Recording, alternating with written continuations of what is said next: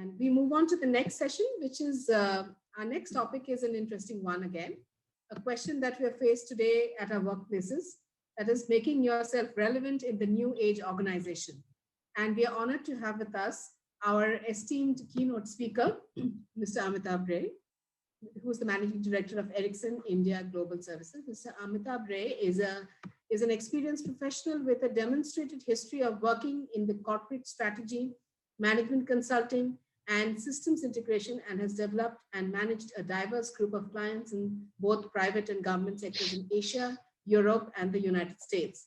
Mr. Ray has been acknowledged by the industry as an inspirational keynote speaker and a great technology visionary. He has been speaking at different national and global forums for the last 20 years on a range of technology subjects such as leadership, lessons of failure, creativity, innovation, and many more, and is known for his enthusiasm, humor, dedication, passion, and his vast experience. Now, before joining Ericsson, Mr. Ray has worked with IBM as the vice president, and also he was a partner at PwC. We are very honored and delighted to have Mr. Amitabh Ray here with us. And I now hand over the session to Mr. Ray for the session, Making Yourself Relevant in the New Age Organization. Over to you, sir. Thank you, Raki, and thanks INFOCOM for inviting me. This is, a little bit of different feeling I am having. I have been attending INFOCOM for since its inception, and for the first time, we are on time. The schedule is kept, so that is something very interesting. And of course, for the first time, I am here without a bunch of PPTs, slides. So it itself says that things are different. So let's jump into the topic, making yourself relevant in the new age organization. I look at it from individual perspective as well as organization perspective. So to make ourselves relevant, be it an organization or be it an individual, we need to know what is expected out of us, right? We need to understand first that how the new age organization will look like. I call it dematerialized office. It's a vision of the Internet of Senses in the 2030 future workplace. Imagine a virtual workplace that automatically changes depending on what you need to do. It might give you a big display when you are retouching a video, or a haptic keyboard and vocabulary for writing a report. Imagine that by 2030, it has become a commonplace to have a lifestyle involving working and socializing totally in virtual kingdom without ever physically leaving the home. As recently as last year, this seemed like a far-fetched futuristic fantasy. But friends, truth is stranger than fiction. In early 2020, the COVID-19 pandemic struck in full force, and the idea of working and socializing from home was no longer a theoretical proposition. To the contrary, many of the world's office workers, it was suddenly the new reality. The new normal, which my previous speakers were talking about, involves working, having long work days in front of a laptop, in a video meetings with colleagues and business relations. The internet has suddenly become a working lifeline, and it has functioned surprisingly well. All of us would agree that. By and large, our professional activities has continued and the job has been done. For many, like us, internet saved the day. As a result, online activities has grown quite significantly on a global scale. Yet, many realize that one thing is deeply, deeply missing: the technology to make up for the presence and immersion of physical world. Spending your whole day in front of a flat screen with flat sound does not even come close to the real experience of a face-to-face business meeting. For a digital meeting to be interactive, we need the technologies to work quite differently. the communication technology would need to take a big leap forward. And it would, I believe, involve much more than better video meetings. It would have to enable the experience of collaborating in the same room with colleagues, which is a reason why interest in AR or VR kind of a technology has grown rapidly over the last 6 months. But even that would take us only the halfway through what we perhaps need. During isolation, people everywhere are rediscovering the importance of the smell and the flavor and the sheer physicality of the location they normally frequent and do business in. In fact, pandemic has created a tipping point for what white-collar workers expect of the future digital office. Realistic immersion means going beyond video and sound, beyond AR and VR. It also means digitally communicating touch, taste, smell, and the feeling of even heat or cold. It might sound very futuristic, but I can tell you that it is not that. At Ericsson Research, our vision is that from a decade from now, advanced technology and 5G networks could enable such full Internet of Senses. Office work will not go back to the way it was before the pandemic. Instead, employees will spend more time working digitally. For this reason, drive the need for future technologies on a scale and at a pace that was unimaginable only a year ago. Rather than just letting us pull up a virtual computer screen in thin air, or experience could become all-inclusive, covering coffee breaks, social experiences, and a digital commute even. While increasing digitalization of both work and team building, and correspondingly more time spent working from home, the overall carbon footprint could potentially be reduced as well. So go ahead, enter the dematerialized office of future. Now let's talk about some of the challenges are around us already, which you and I are experiencing today. I see a different kind of organizational transformation is happening. It is questioning the hierarchical leadership and rigid organizations. Traditional ways of managing, learning, and working are rapidly evolving to meet the many social, economic, and ecological challenges of a new global reality. No doubt, this new reality has been shaped and accelerated by the pandemic. That said, a shift away from traditional ways of working 9 to 5 in the office has long been in the making based on widespread digital disruption over the past 2 decades. Already people started thinking and talking about how we can create a substitution of this 9/5 working from office. Historically, all of us know the birth of this 9 to 5 workday, the growth of the hierarchical span of control, the stacked ranking of people, rigid organization cultures came from an industrial era work model that no longer makes sense in our current digital era. More than 250 days have passed since the World Health Organization, or WHO, declared COVID-19 as a global pandemic. It has now become a cliche to say that we are never going to go back to how things were during pre-coronavirus, or that world has been reset for good. At the same time, quite a few things have been dramatically altered as we prepare for what's next. For starters, no one can say that this is how things have always been done. If they do, they will be completely wrong. What worked in the past won't necessarily work now or in the future even. Let me highlight few things. Those are changing around us.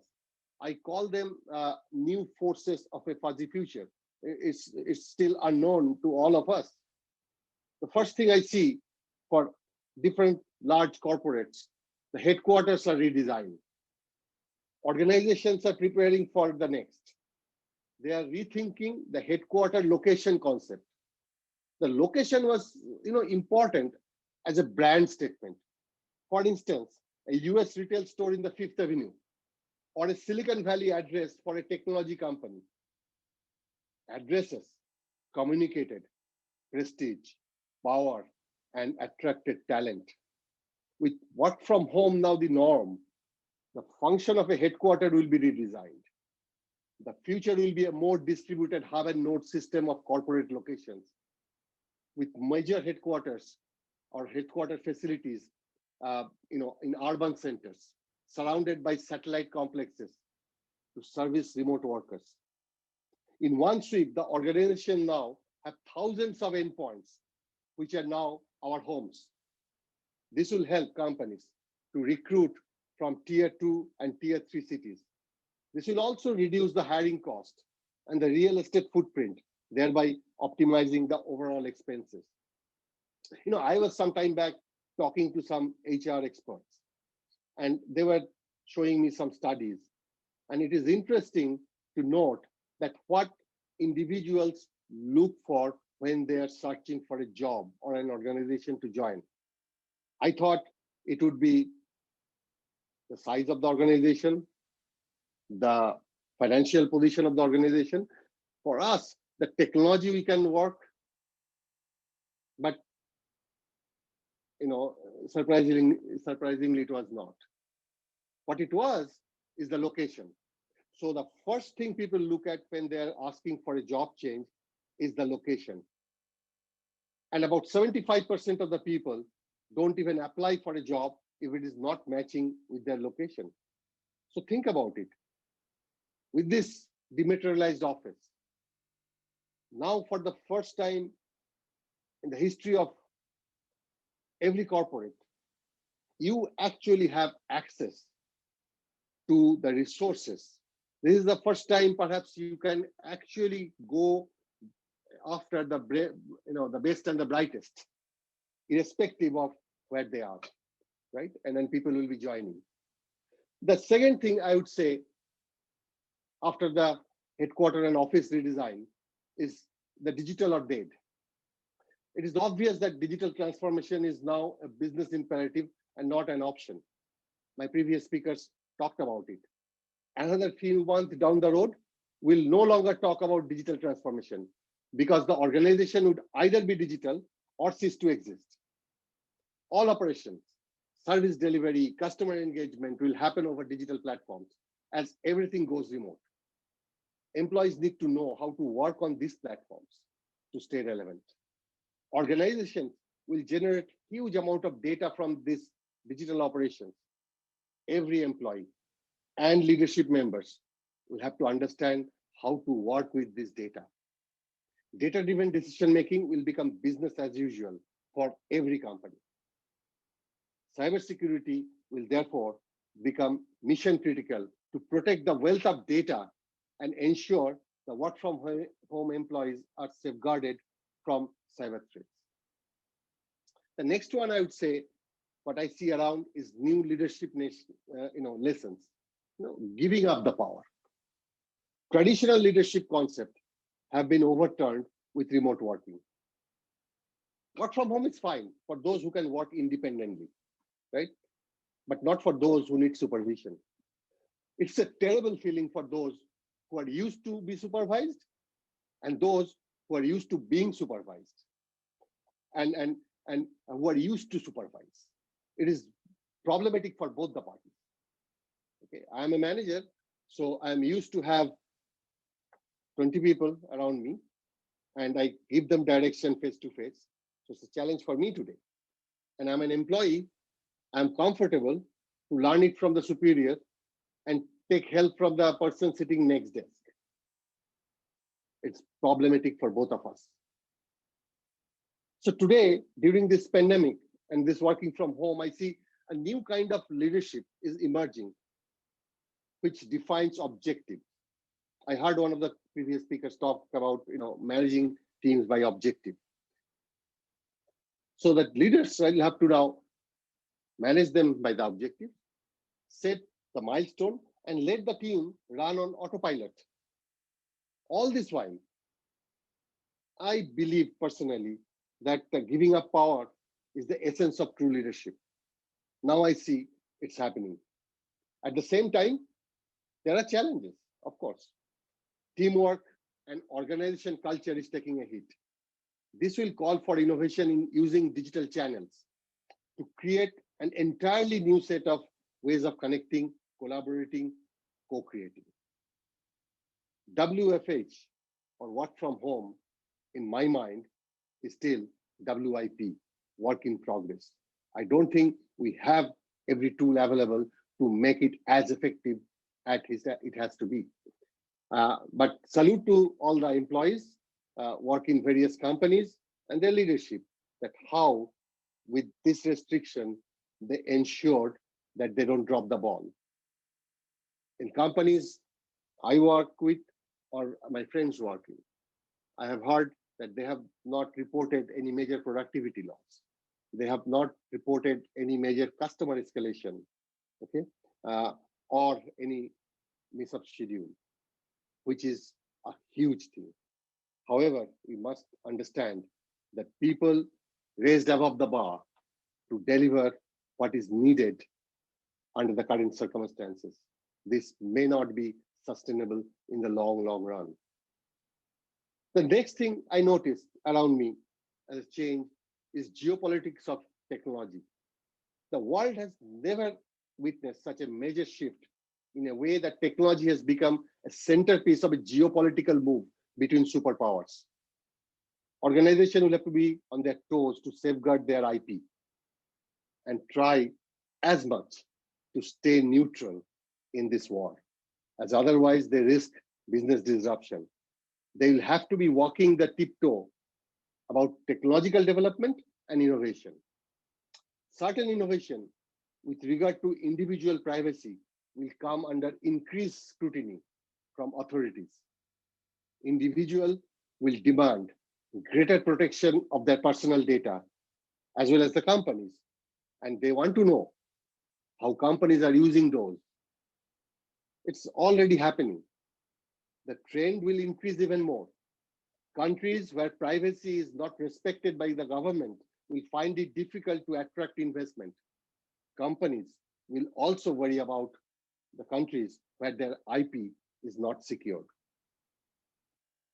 The next one, I think what I see is that there are opportunities are getting unleashed in the supply chains. As global supply chains are redrawn, it offers great opportunity to the organization for automation, use of robotics, being part of the ecosystem of the Internet of Everything, using artificial intelligence to create nimble supply chain will offer tremendous flexibility to global companies. As the future stays fuzzy, companies will have to adapt a scenario planning to be prepared for the unpredictable happening with an amazing degree of predictability by using big data and others. And I see there are risks in a synchronized slowdown. Far too many risks are no longer in the horizon, but very much a reality today.